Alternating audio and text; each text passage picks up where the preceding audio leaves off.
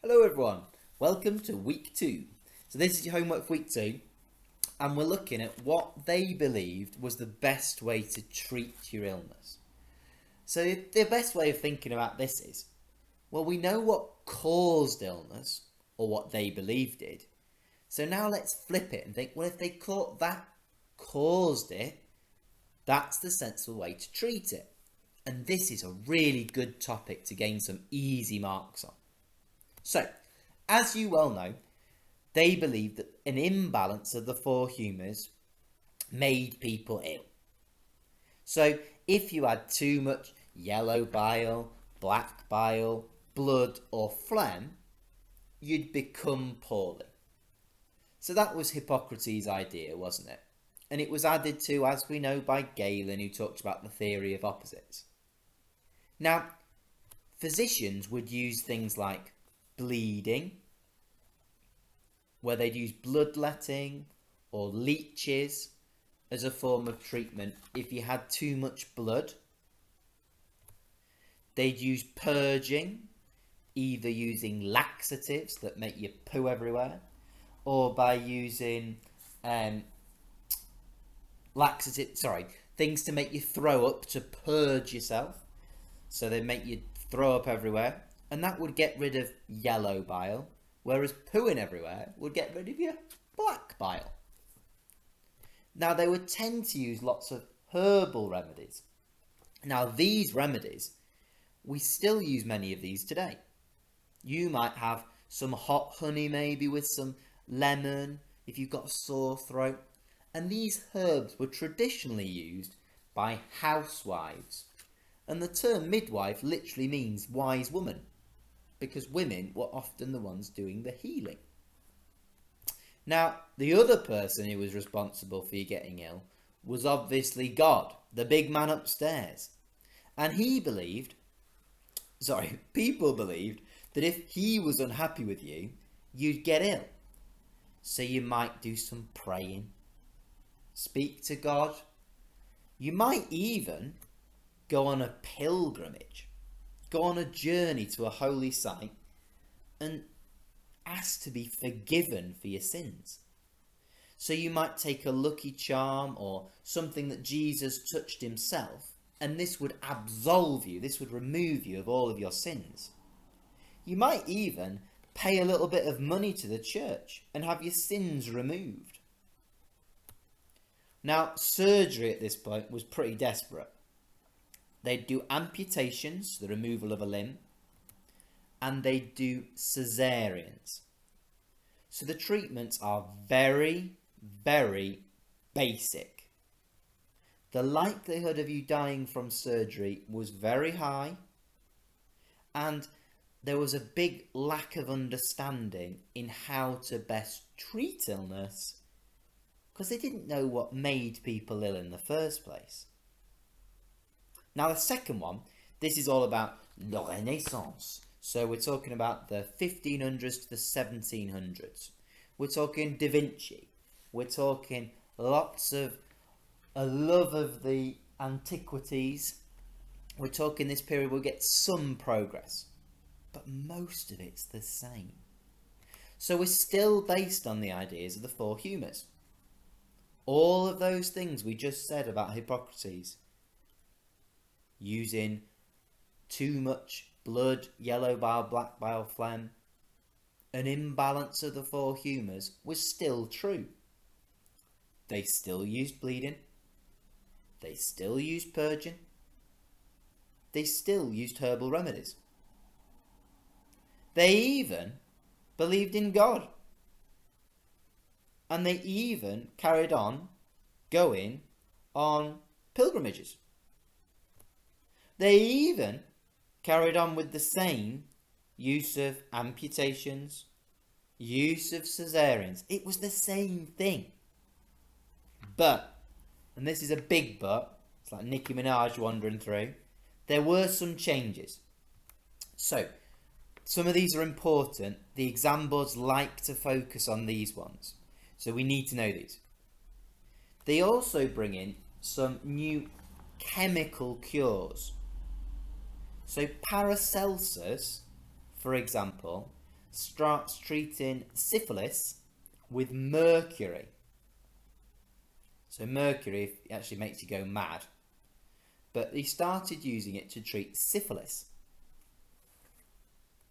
They went and discovered, for the Europeans anyway, America, and they brought back some things like potatoes, tobacco, sugar. And these things like tobacco, sugar, potatoes were used as New World medicines. Famously, tobacco was used to clean out people's lungs. There was also the belief in transference. So this is where they believed if you rubbed an object against you, you could pass the disease onto that object. So if I was to rub an onion on a wart, the wart would be passed into the onion and I would be alright. If you weren't very well, you could sleep next to a sheep. The sheep would get the disease, it would transfer from you to the sheep, you'd be okay. Now those are not very successful. However, there is one that's quite important. In 1662, the Royal Society is founded by King Charles II, hence the King Charles Spaniel. So in 1662, the Royal Society is created. Now this is a group of top leading doctors who discuss key breakthroughs to do with their topic. So we still have a Royal Society of Medicine and they still discuss key topics. So this is where people are beginning to talk about successful treatments and beginning to say, I don't think that treatment's very good. So that's quite important. Now, in the industrial era, we're beginning to see some progress. And although we still get things like herbal remedies and purging, they're not used quite as much as they were. And there's less bleeding as well. And if you think some people still say better out than in after someone throws up, we still have some belief in the use of purging. Now one thing we do get is we get patent medicines. Now patent medicines were things you could buy over the counter in a pharmacy or an apothecary. And these were meant to cure all of your problems. They might be cocaine tooth drops. They might be ketamine flavoured toothpaste. They might be a miracle elixir to grow back your hair. But they often contain very dangerous ingredients. So these weren't being monitored. So some of them contain things like arsenic, which kills you. It's incredibly poisonous. These often were incredibly toxic, but in the 1880s they did get slightly more control as the government started to check what was in them, just like they do now. So people are checking what they're putting inside their body instead of being sold some rubbish. Now, surgery does become much more scientific by the end of the 19th century, and in the 1700s we're beginning to see some progress. Now, you know about these. There's progress in dealing with pain, in dealing with infection, and dealing with blood loss. And there's a separate video, a whole separate week's homework, where we're going to look at how the treatment of pain, infection and blood loss improves. So you'll be able to write in all about ether and chloroform, all about Lister, all about Cox sterilisation, all about blood groups, And so there's a separate video for that coming. So you'll have to wait for that one, but it is coming along. Okay? So although we see some treatment improving in the industrial period, think of that important date. 1861 is the turning point in understanding cause of illness. So we haven't had long for treatments to improve. And we see most of the treatment improving in the 20th century. So, we get Landsteiner in 1901 discovers different blood groups. So he discovers groups A, B and O. And in 1902 he discovers the additional group, the AB group. Now this helps with blood transfusions during surgery. They also found that you could store blood if you add sodium citrate to it. So if you add, I always think of it as being sodium citrate, you can store it. They also found you could refrigerate this blood, and therefore you could complete blood transfusions without the person having to be nearby. So you could play blood banks. And these were first used at the Battle of Cambrai in 1917. Gillies developed reconstructive surgery of the face and kind of created modern plastic surgery. Cushing, an American neurosurgeon, pioneered brain surgery. He was able to use really strong magnets to pull shrapnel from the brain. He also used a pneumatic cuff to stop people bleeding from the brain, because it's incredibly liquacious, so it's full of lots of blood in the brain. And he also used tiny little clips to stop blood loss. So he used pneumatic cuff, he used magnets, and he used clips to prevent blood loss. And we also get the development of keyhole surgery. So they can do operations now on your legs and arms by making tiny incisions in your neck or your leg and feeding tiny little cameras down your blood vessels. So they can do keyhole surgery. So there's been big progress in surgery inside that box. But there's been a lot of other treatments too. Now, in 1909, the first magic bullet was created. Now, the magic bullet killed the germs that cause syphilis. So, it was the first one, and it would kill germs, but only the germs that cause syphilis. So it's not that useful. So in 1909, we create a magic bullet, but it can only kill the germs of the disease syphilis. Later, in 1932, they found that Prontozil, Prontossil,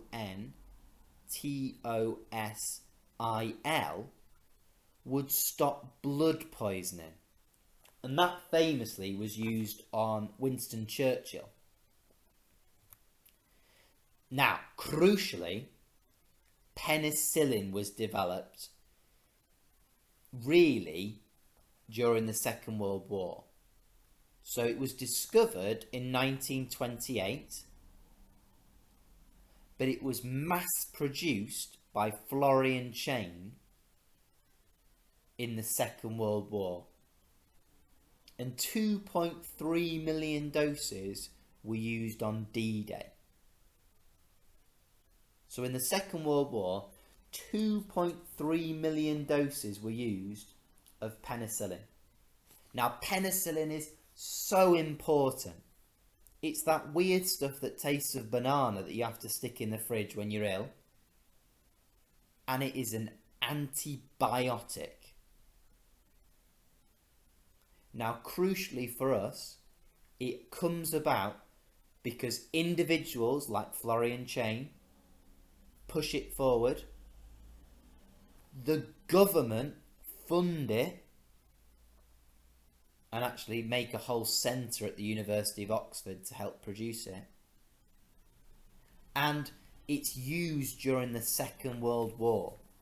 And we even sent it to the Eastern Front so the Russians could use it. Now, penicillin has saved huge numbers of lives. So it's incredibly important. And thanks to that discovery, whenever you get an infection, people are given penicillin. It's such a big one, that. Very important. Just like cause of illness and germ theory, antibiotics and penicillin, really important. We also get radiotherapy, which is used to help stop cancer from spreading, which is using radioactive waves to stop it spreading. And we also get chemotherapy, which is where chemicals that are very toxic are pumped around your body to stop the spread of cancer. And it actually tries to kill the tumour where the cancer is growing. Now, American doctors, Goodman and Gilman, actually found out about chemotherapy when they were doing some experiments on mustard gas, and they found that they actually led to cancer-killing properties.